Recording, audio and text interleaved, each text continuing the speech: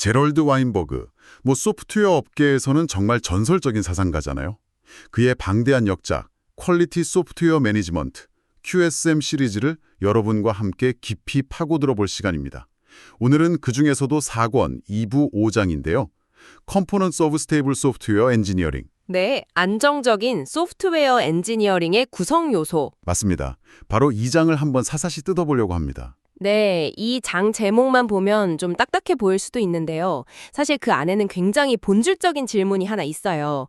우리 조직이 예측 가능한 수준, 그러니까 높은 성숙도로 나아가려면 그 전에 최소한 어떤 기반이 있어야 하는가? 와인버그는 이 질문에 답하려고 사이버네틱스라는 개념을 가져오거든요. 사이버네틱스. 말이 좀 어렵죠? 저도 처음엔 낯설었는데 알고 보면 원리는 아주 간단하더라고요. 그렇죠. 그냥 집 안에 있는 온도 조절 장치 생각하면 쉬울 것 같아요. 목표 온도를 딱 정하고 지금 온도를 재서 그 차이만큼 보일러를 켤지 말지 행동을 결정하잖아요. 네네. 와인버그는 이 간단한 제어 모델에 빗대서 왜 그렇게 수많은 소프트웨어 프로젝트가 통제 불능 상태에 빠지는지 정말 기가 막히게 설명합니다. 바로 그겁니다. 오늘 저희는 그 온도 조절 장치 모델을 가지고 소프트웨어 프로젝트가 실패하는 진짜 이유, 그리고 그 해법까지 한번 추적해 볼 겁니다. 아마 여러분이 지금 몸담고 있는 프로젝트의 성패를 가르는 그 숨은 요인이 궁금하시다면 이번 이야기가 아주 통찰력 있는 렌즈를 제공해 줄 거예요. 자, 그럼 어디부터 한번 뜯어볼까요? 이 책 처음부터 아주 도발적인 질문을 던지죠? 맞아요. 소프트웨어 업계 사람들이 거의 입버릇처럼 하는 말이 있잖아요. 소프트웨어는 다른 엔지니어링이랑은 좀 달라요. 저도 예전에 비슷한 말 많이 했고요. 하하, 그렇죠. 그런데 와인버그는 이 질문 자체가 트릭 퀘스천, 속임수 질문이라고 딱 잘라 말합니다. 네, 속임수 질문이라는 거죠. 핵심은 소프트웨어가 특별해서가 아니라는 거예요. 소프트웨어 공학이라는 학문 자체가 굉장히 젊기, 영 때문이라는 겁니다. 아, 만약 다른 분야 엔지니어들이 소프트웨어 개발자처럼 일한다면, 그러니까 검증도 안 된 프로세스랑 미성숙한 도구로 일한다면 똑같은 문제를 겪을 거다. 이 말이죠. 역사의 차이가 어마어마하군요. 네. 그 비유가 정말 와닿았어요. 증기 보일러, 그 스팀 보일러, 공학 예를 들잖아요. 네네. 1850년부터 110년 동안 안전성이 무려 10의 3제곱배, 10조배. 네, 10조배 이상 증가했다고 하죠. 그런데 소프트웨어 공학은 이 책 쓸 당시 역사가 겨우 40년 남짓이었어요. 그렇죠. 이건 이제 막 걸음마 뗀 아이한테 왜 마라톤 선수처럼 못 뛰나고 하는 격이죠. 맞습니다. 그러면서 소프트웨어 결함으로 사망자가 16명 보고된 걸 언급하는데요. 물론 한 명의 희생도 너무 비극적이지만 원자력 공학 같은 다른 신생산업의 초기 역사랑 비교하면 오히려 선방하고 있다는 평가를 내려요. 아, 오히려요? 네. 이 비유의 핵심은 소프트웨어도 다른 공학 분야랑 똑같다는 걸 인정하자는 거예요. 수많은 실패를 통해 배우고 데이터를 쌓고 그렇게 점차 성숙해가는 과정이 있다. 특별 대우를 요구할 게 아니라는 거죠. 성숙할 시간이 필요하다. 결국 그 성숙의 비용을 지금 우리가 치르고 있다. 이런 말씀이시군요. 네. 근데 그 비용을 고객이나 경영진은 잘 이해를 못하는 것 같아요. 그래서 항상 나오는 단골 질문이 있잖아요. 아니, 눈에 보이지도 않는 코드가 왜 이렇게 비쌉니까? 하하, 맞아요. 이 질문에 제대로 답하려면 비용 구조를 좀 들여다봐야 할 텐데요. 마침 와인버그가 베리봄의 아주 유명한 연구를 인용하죠. 네, 소프트웨어 공학의 정말 고전 중의 고전이죠. 베리봄의 비용 예측 모델 코코모에 기반이 된 연구입니다. 봄은 소프트웨어 비용을 좌우하는 여러 비용 동인들을 분석했는데요. 와인버그가 이걸 4가지 범주로 묶어서 그 영향력 차이를 아주 극명하게 보여줍니다. 여기서 말하는 영향력 비율이라는 게 특정 요인이 가장 좋은 조건일 때랑 가장 나쁜 조건일 때 비용이 얼마나 차이 나는지 보여주는 숫자죠. 네, 맞습니다. 그럼 가장 영향력이 적은 것부터 한번 볼까요? 첫 번째가 도구, factors입니다. 최신 프로그래밍 언어나 개발 도구 같은 것들이요. 이걸 다 합쳐도 영향력 비율이 2.97밖에 안 돼요. 그렇죠. 전 이거 보고 좀 놀랐어요. 많은 관리자들이 새로운 기술이나 도구 도입에 엄청나게 공을 들이잖아요. 네, 그런데 실제 비용에 미치는 영향은 가장 작다는 거죠. 다음 두 번째는 사람, people factors입니다. 개발자의 역량이나 팀의 호흡, 해당 분야 경험 같은 것들이요. 이걸 다 합치면 영향력 비율이 10.55가 나옵니다. 도구보다 3배 이상 중요하네요. 그렇죠. 역시 어떤 도구를 쓰느냐보다 누가 쓰느냐가 훨씬 중요하다는 걸 보여주죠. 그리고 세 번째, 시스템 크기 및 복잡성, 시스템 사이즈. 이건 제품 자체가 얼마나 복잡한지, 또 요구되는 신뢰도 수준이 어느 정도인지 같은 요인들인데 이 비율은 무려 25.67에 달하네요. 사람 요인보다도 거의 2.5배 가까이 크죠. 역시 복잡한 걸 만들수록 비싸지는 건 뭐 당연한 거겠죠. 자, 그리고 마지막 네 번째, 가장 압도적인 요인이 남아 있습니다. 바로 부실한 경영, 푸어 매니지먼트입니다. 아, 근데 흥미로운 점은 베리봄은 자기 연구 차트에 이 요인에 대한 정확한 수치를 명시하지 않았다는 거예요. 왜죠? 아마 너무 압도적이라서 다른 요인들이랑 비교하는 게 무의미하다고 생각했을지도 모르죠. 하지만 책에서는 분명히 이렇게 썼습니다.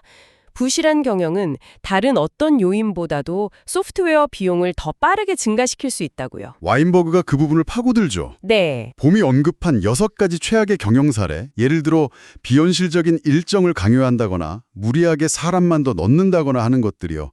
이런 것들이 각각 비용을 2배씩 증가시킬 수 있다는 점에 근거해서 이 부실한 경영의 영향력 비율을 64로 추정합니다. 2의 6제곱이죠. 64요. 네, 64. 다른 모든 요인, 그러니까 도구 2.97, 사람 10.55, 시스템 복잡성 25.76, 이걸 다 합친 것보다도 훨씬 큰 숫자입니다. 이 숫자가 모든 걸 말해주죠. 잠깐만요. 64라는 숫자가 좀 충격적이긴 한데 이게 봄의 원본 데이터에는 없는 걸 와인버그가 추정한 거잖아요? 이건 좀 과장된 수치 아닐까요? 관리의 중요성을 강조하려고 좀 극적으로 풀어낸 건가요? 아주 좋은 질문입니다. 물론 64란 숫자가 과학적으로 완벽하게 검증된 값이다, 이렇게 말할 수는 없겠죠. 그렇죠. 하지만 와인버그가 말하고자 하는 본질은 그 숫자의 정확성 너머에 있습니다. 우리가 흔히 집중하는 기술, 사람, 심지어 제품의 복잡성 문제보다도 프로젝트를 지휘하는 경영의 방식이 비용과 성공에 미치는 영향이 질적으로 다르다는 걸 보여주는 상징적인 숫자라고 봐야 합니다. 아, 질적으로 다르다. 네. 다른 요인들이 덧셈의 문제라면 부실한 경영은 곱셈, 아니 거듭제곱의 문제라는 거죠. 저는 이 64라는 숫자를 처음 봤을 때 정말 머리를 한 대 맞은 것 같았어요. 제가 관리자로서 지난 한 달 동안 어디에 시간을 썼나 이렇게 돌이켜보게 되더라고요. 네네. 뭐 새로운 기술 스터디, 개발 도구 도입 이런 건 열심히 챙겼는데 정작 가장 큰 문제일 수 있는 제 의사결정 방식이나 팀과의 소통 방식에 대해서는 얼마나 고민했나 싶어서요. 아마 많은 분들이 공감하실 거예요. 바로 그 지점이 프로젝트가 실패하는 근본 원인으로 자연스럽게 이어지는 것 같아요. 맞습니다. 와인버그는 자신의 1000건이 넘는 컨설팅 경험을 통해서 모든 프로젝트 실패는 결국 부실한 경영 탓이라고 단언합니다. 그리고 그 원인을 크게 두 가지로 나누죠. 첫 번째가 바로 정보 실패, information failures군요. 아까 그 온도 조절 장치 비율을 다시 가져오면 현재 온도를 제대로 측정하지 못하거나 아니면 목표 온도가 뭔지 아예 모르는 상태, 뭐 이런 거겠네요. 정확합니다. 제어에 필요한 정보가 아예 없거나 왜곡되거나 틀린 경우죠.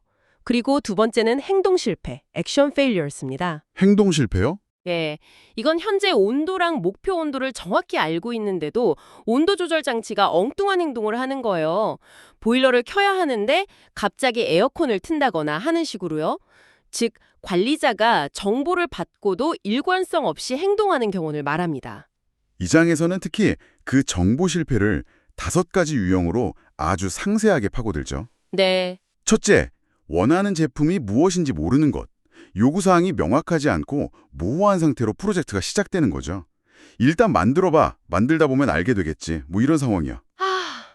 저는 예전에 정말 일단 만들어봐라는 말로 시작했던 프로젝트에 참여한 적이 있어요.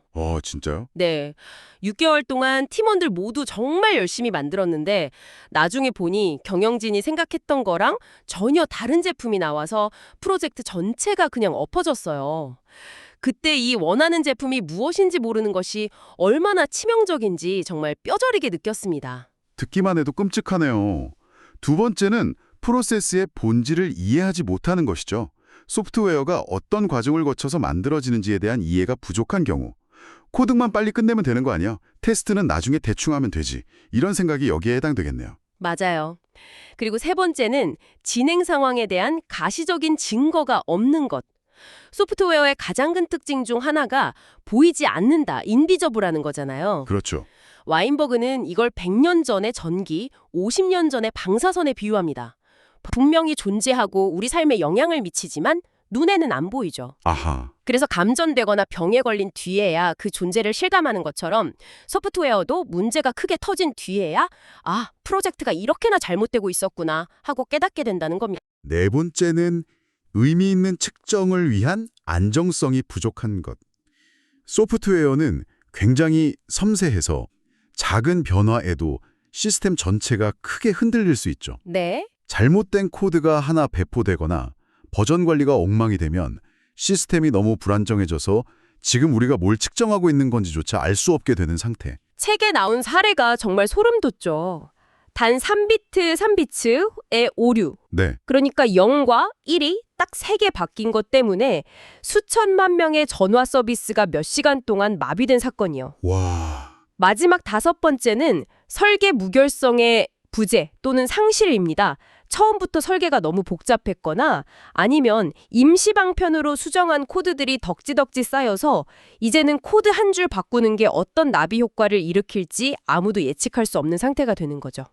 개발자들 사이에서 공포의 대상인 그 말. 그 코드는 절대 건드리지 마. 맞습니다. 바로 그 말이 나오는 상황.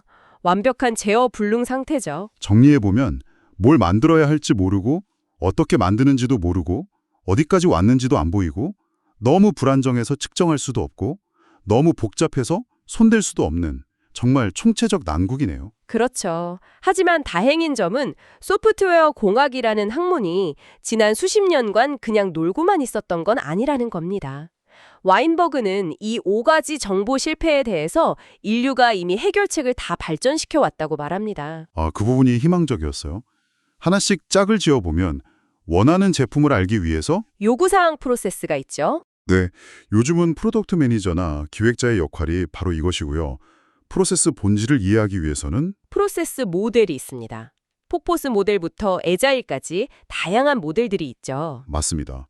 진행 상황을 가시화하기 위해서는 측정 시스템이 필요하죠. 각종 테스트, 기술 리뷰, 테크니컬 리뷰즈, 아니면 칸반 보드나 번다운 차트 같은 것들이 보이지 않는 소프트웨어를 보이게 만들어주고요. 안정성을 확보하기 위해서는 형상 관리, 컨피규레이션 컨트롤이 있습니다. Git 같은 버전 관리 시스템이나 CI/CD 파이프라인이 바로 여기에 해당됩니다. 그리고 마지막으로 설계 무결성을 유지하기 위해서는 설계 접근법이 있죠. 객체 지향 설계나 도메인 주도 설계, DDD 같은 다양한 설계 기법들이 복잡도를 관리하고 시스템을 제어 가능한 상태로 유지하도록 돕습니다. 결국 기술적으로나 방법론적으로는 이미 많은 해결책이 존재한다는 거군요. 문제가 뭔지 알고 그 문제를 해결할 방법도 알고 있다는 뜻이네요. 그렇습니다. 하지만 그리고 이 장의 가장 중요한 결론이 여기서 나오는데요. 무엇을 해야 하는지 아는 것만으로는 충분하지 않다는 겁니다. 이것이 바로 행동 실패, 액션 페일러지의 영역으로 넘어가는 지점입니다. 훌륭한 프로세스와 도구를 다 갖춰놔도 그걸 사용하는 관리자가 일관성 없이 행동하면 모든 게 수포로 돌아간다는 거죠. 책에 나온 그 건축상 이야기가 이 행동 실패의 본질을 너무 적나라하게 보여줘서 기억에 남아요. 네네. 뛰어난 성과를 낸 부서에 상을 주는데 부서장한테는 크고 멋진 상패랑 유리조각상을 주고 정작 그 비타에서 실제로 일한 팀원들한테는 작은 종이 상장 하나? 네, 작은 종이 상장을 줬다는 거잖아요. 심지어 그 상장에는 부서장 이름은 큰 글씨로 엔지니어 본인 이름은 훨씬 작은 글씨로 타이핑되어 있었다고요. 네. 그건 보상을 주는 사람의 체면이나 위계 질서를 위한 피드백이지 기여한 사람의 가치를 제대로 인정하는 피드백이 아니죠. 와인버그는 이런 행동이 회사가 진정으로 사람을 소중히 여긴다는 메시지를 전달하는 데 완벽하게 실패한다고 지적합니다. 관리자의 이런 말과 행동이 다른 모습 하나가 우리가 앞에서 얘기했던 그 모든 훌륭한 프로세스와 도구를 도입하려는 노력을 한순간에 무의미하게 만들어버린다는 강력한 경고인 셈입니다. 그런 말과 행동이 다른 경영 실패, 정말 흔한 것 같아요. 예를 들면 회사는 입으로는 실패를 두려워하지 않는 도전적인 문화를 외치면서 네, 정작 작은 실수 하나에 담당자를 공개적으로 질책하고 심할서를 쓰게 하는 경우도 있잖아요. 정확합니다. 또 다른 예는 팀의 자율성을 존중한다고 말하면서 모든 코드 리뷰에 사사건건 개입하고 개발자가 내린 기술적 결정을 아무 설명 없이 뒤집어버리는 마이크로 매니저도 있죠. 우리는 수평적인 문화를 지향합니다라고 말하면서 정작 중요한 정보는 임원들끼리만 공유하는 것도 마찬가지고요. 이런 것들이 모두 신뢰를 무너뜨리는 치명적인 행동 실패입니다. 결국 비용 곡선을 기하급수적으로 끌어올리는 바로 그 64의 실체인 셈이죠. 오늘 제럴드 와인버그의 퀄리티 소프트웨어 매니지먼트 5장을 통해서 소프트웨어 프로젝트의 성패를 가르는 핵심 요인들을 아주 깊게 들여다봤네요. 요약하자면 소프트웨어 공학은 무슨 특별한 분야가 아니라 다른 공학처럼 실패를 통해 성숙해가는 젊은 학문이다. 이전부터 시작했죠. 그리고 프로젝트 비용과 실패에 가장 큰 영향을 미치는 요인은 최신 기술이나 도구가 아니라 바로 경영, 매니지먼트라는 사실을 64라는 충격적인 숫자를 통해 확인했습니다. 특히 그 실패의 근원은 제어에 필요한 정보가 없는 정보 실패와 정보를 가지고도 일관성 없게 행동하는 행동 실패, 이 두 가지로 나뉠 수 있었고요. 요구사항 정의부터 형상관리까지 정보 실패를 막기 위한 체계적인 프로세스들은 이미 존재하지만 결국 그 모든 것을 움직이는 관리자의 일관성 있는 행동, 즉 행동 실패를 막는 것이 가장 중요하다는 것을 다시 한번 깨닫게 됩니다. 결국 모든 것은 사람의 문제로 귀결되는군요. 마지막으로 여러분이 한번 생각해 볼 만한 질문을 던지면서 마무리할까 합니다. 책에서 와인버그는 이런 말을 하거든요. 조직이 자신의 구조와 프로세스를 공개적으로 조사하기 시작하면 권력의 균등화가 일어난다. 권력의 균등화요. 네, 투명한 프로세스는 내 맘대로 할 수 있는 임의적인 권력을 약화시키기 때문에 기존의 권력 구조에는 위협이 될 수 있다는 거죠. 혹시 여러분의 조직에서 더 나은 프로세스를 도입하자고 이야기할 때 겉으로는 기술적인 문제를 논하는 척하지만 그 이면에서 느껴지는 미묘한 정치적 저항을 경험해 본 적은 없으신가요? 어쩌면 그 저항이야말로 우리 조직에 해결해야 할 가장 큰 행동 실패의 신호일지도 모릅니다.